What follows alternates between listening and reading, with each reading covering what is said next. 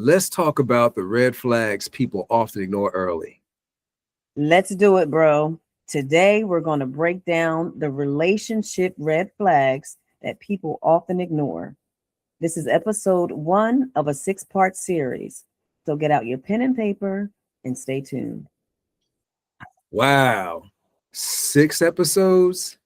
We got a lot to talk about.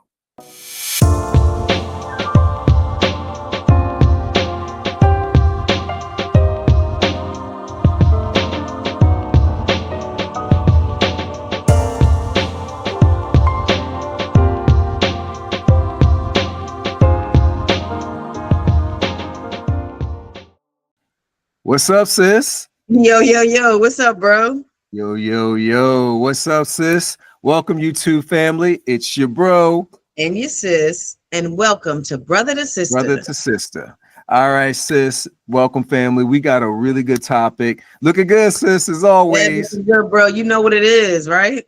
Yeah. You know, those apples don't fall far from the tree. I know that's right. That's right. We just gonna keep on letting gravity do its thing. So, family, what we're going to do is talk about, as always, a really good topic. And, you know, sis, as we were kind of recently brainstorming, you know, these are things that, again, based on our experiences, based on our relationships with our friends and family members, things that we have come to sort of highlight as a consistent sort of theme. So you want to go ahead and just share with them what we're going to get into today? Well, today we're talking about the red flags in a relationship. And we just want to give you the top 10 red flags in a relationship that you should be looking for just in case this happens to you. So we want to be the first people to let you know what to be aware of. And that's what we're doing today. That sounds great. And, you know, it's like what Mike Tyson said, everybody has a plan until they get punched in the face. So I know that's right. Hey, we're going to teach you how to duck and weave. We're going to let you know, duck and weave. Don't sit up there and get caught off guard. All right. So right. There you go. Yeah. So that being said, sis, so what's the first one? What's one of the first ones that we have? Is the controlling and manipulative behavior. And that is something that a lot of people seem to not, I want to say they kind of sweep that one under the rug. So what I mean by that, bro, is that when you have someone that has controlling behavior, they might try to control what you do, where you go, what time you get home, what time you get off work, when to call, stuff like that. These are things that you need to look for. You need to look for, because if not, then this can lead to other red flags, which we're going to discuss as well. That's true, sis. You know, it's funny. Sometimes what happens, and actually this is not, I think, something that happens sometimes, it happens all the time. Mm-hmm. You know, the thing we have to be very aware of and conscious of and work on in terms of the emotional awareness is that we tend to bring into the relationship who we are, our experiences, our past. And sometimes some of those things are maybe not healthy things to bring into the relationship. So to your point, it could look like somebody being dismissive and going, oh, they just caring. They just caring about me too much. And then they try to basically excuse it. And so what happens is you lessen your attention to the detail of what actually is taking place. And what happens is eventually you wake up and you realize, like, well, wait a minute, you know, I kind of sort of endorse and condone this behavior. And this is actually this is dysfunctional. So yeah, I think I told you the other day about this one video that I saw where the brother was going to go get a haircut. And the girl was like, what you got to go get a haircut for? Right. I mean, that's what we're talking about right there. That's controlling behavior. And it's manipulative. I mean, people need a haircut, right? You go to the hairdresser and get your hair done as a female. I mean, he's got to do the same thing. So at the end of the day, we're just trying to make people aware of these traits, because that controlling and manipulative behavior can lead, actually, when you think about it this way, bro, there's more than one behavior. When people are toxic, they tend to have more than one of these traits. It's not just going to be one, it's going to be several of them. So we want you to look at these and understand you can't sweep these under the rug. This is the way the person is. who they are, and this is what they're bringing to the table. So you need to be aware of this, so that way you can dodge, like you said, bro, dodge those bullets and not get shot. You know what I'm saying? Right. Don't get caught off guard. Don't start stumbling. Yeah.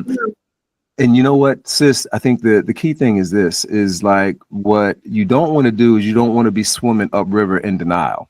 All right. There you go. So again, like you said, when people show you who you are, you probably really want to kick that a little bit. Now, I'm a firm believer in this, sis. You know, sometimes people, they may not even be aware of their behavior. They may not, honestly, you got to kind of give them some grace to an extent. But what you don't want to do is sort of enculturate them and enable the behavior, because then it just becomes, as you mentioned, dysfunctional. And now you're caught in this vicious cycle. So what you don't want to do, for example, is sort of like dismiss and go, oh, that's cute. He cares for me, or that's cute. You know, she just a little jealous. I like that. She, you know, nah. That's something that you probably want to address. And what typically is good is when that happens, you want to kind of address it in a polite, respectful way up front the first time. It gets difficult the 12th, 11th time you let that slide, and then you try to reel that in later. Yes. You've already kind of set up a pattern. And the thing is it's difficult to reel that in. So you want to be consistent from day one. And I like to just say something like, hey, you know, I just wanted to kind of talk to you for a minute about something. I don't know if you understood, but hey, this is what I kind of thought happened. And I just want to kind of bounce this off of you, X, Y, and Z. You know, it made me feel a little bit concerned. And I just wanted to kind of address it to you. Like, look, I think that I should be able to get a haircut because I got a job and I need to look professional. And I'm also wanting to look good for you.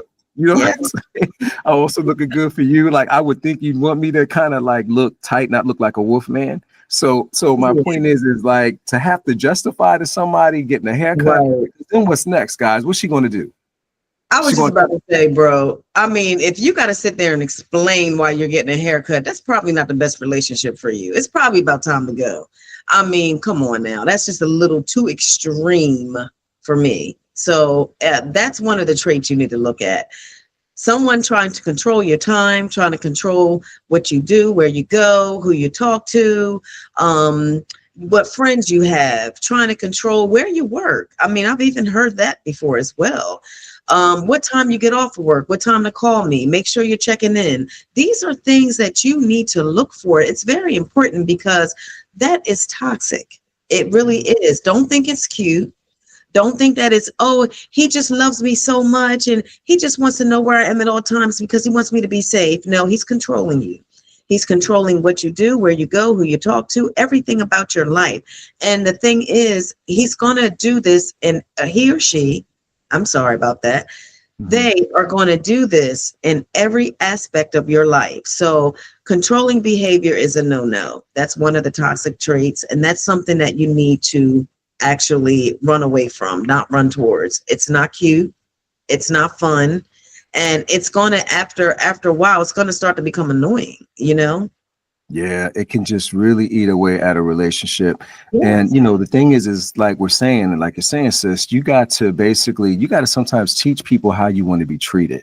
There you and go. If you can do that up front, exactly, communicate up front. Don't dismiss it. Don't say it's cute. Don't empower the behavior. Right. Confront them and talk about it and be respectful. So it's a different about somebody, for example, like, I mean, you mentioned about going to work. Right. Why you? Because now you create a situation where like, okay, so where's the line in the sand? Stop. It's like, why you brushing your teeth? Why you got to put deodorant on? I mean, I'm just saying, like, oh my goodness, that's a little bit too why you looking nice going to work? I'm just saying, like, you know, it's like, okay, like, really? So now what might happen to her, this, well, you don't know what happened in the past, and there's a reason why they might be acting like, look, on the flip, if that is causing that person or that individual to now sort of put constraints on the person because they feel they have to reel things in and try to exert some sort of control over somebody, that isn't the right response to deal with what happened based on somebody else's past or recent behavior. So you don't want to make it worse by you therefore exerting, because now you got something that was maybe dysfunctional, maybe there's some trust issues, some behavior things that happen, and now you're complicating and making it worse by now you're trying to exert something that is controlling and a little bit manipulative versus you maybe doing the healthier choice, which is hard because sometimes the heart wants what the heart wants. And you saying to the person, I respect myself, I'm not going to tolerate the behavior. Or the thing is, sis, what we have to remind ourselves is that we can't control what other people do. You can't control anybody. It's a futile effort. I don't recommend it. It's not a good use of your time. What you can control is how you choose to respond. There you go. That's All so right. true. That is so true. And I think we've touched on the behavior quite a bit. So I'm thinking that everyone's understanding what we're saying, and just comment below if you guys have ever been in any type of situation like this where someone's tried to manipulate you or control you, and you find and let me know what you did in that situation, like how you got out of it, or what you said to the person, or how you reacted. We really want to know about that. So please let us know in the comments below. The next behavior we're going to talk about is cruelty. There's a lot of cruel people out here. Some people are just mean and they're just evil and they just wake up on the wrong side of the bed and they're just being mean to you. That goes hand in hand to me, bro, with kind of almost like a mental abuse type thing. You know, they're mentally draining you. They're just talking down to you. They're treating you bad. They're not respecting you, not respecting your space, not respecting you as a person, and just treating you a certain way. That is unacceptable. You don't want to accept someone being cruel to you and mean for no reason. It's a bad trait. It's a bad behavior, and it's almost like a learned behavior, like you said, bro. Before, people bring things into their relationship, how they were treated before, and they just think that it's okay to treat a person this way, and it's not. It really isn't. No, you're right. You're right, sis. It's like, unfortunately, you know. And I think we were saying this the other day, it's like hurt people hurt people. Pretty much. And That's so what true. you got to do, like you said, is create that awareness to take the time to heal. Sometimes people run from one relationship where they may have been wronged by another person and something else. And then before you know it, because you didn't take the time to heal, it's like you become the person that you despise. And you now are doing the same behavior to somebody else. So I agree. And, you know, like you said, two forms. Absolutely, under no circumstance should anybody, be it male or female, ever tolerate physical abuse. Yes. I'm sorry. There's no excuse. Unacceptable. Unacceptable. Yes. Unacceptable. There's never, truthfully, I don't care what the person did. There's never an excuse to say that I physically got to put my hands on somebody in a relationship. That's right. Never. Now, emotional abuse, and like you said, mental abuse, right? So verbally abusive, disrespectful behavior. Yes. You shouldn't tolerate disrespect in any form. Of any kind. Yeah, exactly. And the beauty of it is in a relationship is that you are well entitled to be worthy of respect. And here's the other thing too. What you are willing to do for yourself, you can expect from others. So if you have respect for yourself, you are well within your right, and you will mirror and have and demand respect from others. But never tolerate, like you said, emotional abuse or mental abuse. Yes. Because those are just very toxic, like you said, things. And you can actually learn to kind of work in dysfunction. And it's never good to learn how to work in dysfunction. That's never. Right. No, not at all. I agree completely. Everything that you were saying, the points that you hit on, I mean, it really runs home. I mean, you cannot accept that type of behavior. I mean, under no circumstances is someone ever to call you out of your name, to talk disrespectful. I mean, bro, let's be real. Couples have arguments, they have disagreements. You know, that's normal. That is a normal, healthy part of life. You know what I mean? It just happens. But it's the way you say things, how you talk, how you communicate with your partner, speaking to them in the right way, expressing your thoughts clearly. There's a difference than just being downright utterly cruel and just name calling is unacceptable. Any form of mental or emotional abuse is unacceptable. Bringing you down, making you feel less than, not showing you what your worth is. Just beating you emotionally. That takes a drain on a person, and that is something. And it's so sad because we tend to believe the people that do that to us. We tend to believe it and take it on. Our self-esteem is shot. It hits home, and it's like, this person's supposed to love me. They're supposed to care about me. They're supposed to respect me. If they feel this way about me, then maybe it's true. No, it's not. Under any circumstance, should anyone talk down to you, make you feel less than, abuse you mentally, physically, like my bro said, that is unacceptable. Those are behaviors and traits that you need to look for. And I'm telling you, if it's happening to you, you might want to talk to someone professionally about it, because that's something that is unacceptable. Right. The cost is too big. Yeah. I mean, like you said, some relationships, and by the way, sis, like you're saying, it's not even just the personal relationship. You got to remember, the person, your partner that you're with, you're going to spend a majority of your time with. You're going to be around that person. Yes, that's 12, 15 hours a day, assuming you may have to go into work or something. So the point is you got to remember whom you, like you said, sis, surround yourself with. You kind of become the average of 5 people that you spend the most time with. That person is going to be a significant influence and impact on your energy, on your vibe. And like you said, sis, you got to be a good steward, and you got to protect your energy. You got to make sure that you don't put yourself in toxic environments. And by the way, sis, I like what you said, and it's really relevant. You maybe want to consider acting consistent in all areas of your life, in all aspects of relationships. So not just personal, because sis, the same thing can happen professional. Yes. And most of the time it does. That's the sad part about it. When it happens in one aspect of your life, it trickles down. I mean, it's like a domino effect. So it causes every single aspect and every part of your life to be the same way. And who wants that? Who wants to go into work and just be so emotionally drained, and you're getting beat up by other people? It's so sad, because people that accept this behavior and go through this behavior, bro, it's not just a spouse or a partner or a boyfriend or anything like that. It's usually the job does it.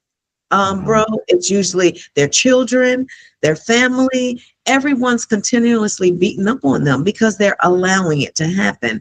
We actually, what we allow happen, nothing can happen to us that we don't allow to happen.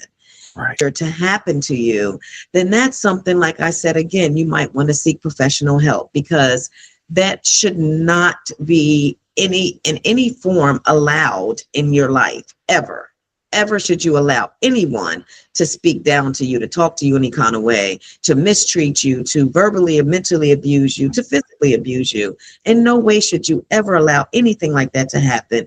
And if that does happen to you, and if that has happened to you, then I want you to seek some professional help and figure out why you're allowing that to happen to you, because no one should ever do that to you, ever in life. No. And like you said, you're right, sis. It's like you have to, you got to kind of stop the floodgate.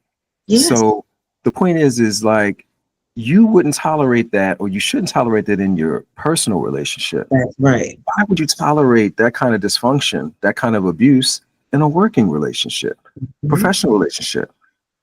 It's still a relationship. And remember, like we said, sis, like you touched on, whomever you spend the most of your time around, the average of those 5 people, you kind of become. Yes. So what happens is, even if you go into, and you always want to operate, like you're saying, sis, from a position of strength, what happens over time is they just keep chipping away. And you just now have a remnant, a skeleton of who the body was before, when they could have been the person to kind of, because like we said, you're not going to be able to control what happens to you. And sis, I like what you said. You're right. You're going to argue. You're going to have disagreements. Yes. But what Yes. you can do is you got to have some baseline principles to say, look, some things are just a no. You're not going to, no matter how angry you get, you don't cross those lines. You have barriers up because you respect, and you're going to put those barriers in place. You're going to respect those boundaries because you want to protect the relationship and you want to protect the base of it, which should be a friendship. It really should be a friendship. Exactly. Yes. It should be a mutual thing. Yes. Yes. Yes. That's true. All right, B2S fam. Make sure that you subscribe and turn on those notifications to check out the next episode 2 on red flags. Until next time, it's your bro and sis. Y'all be safe. Take care.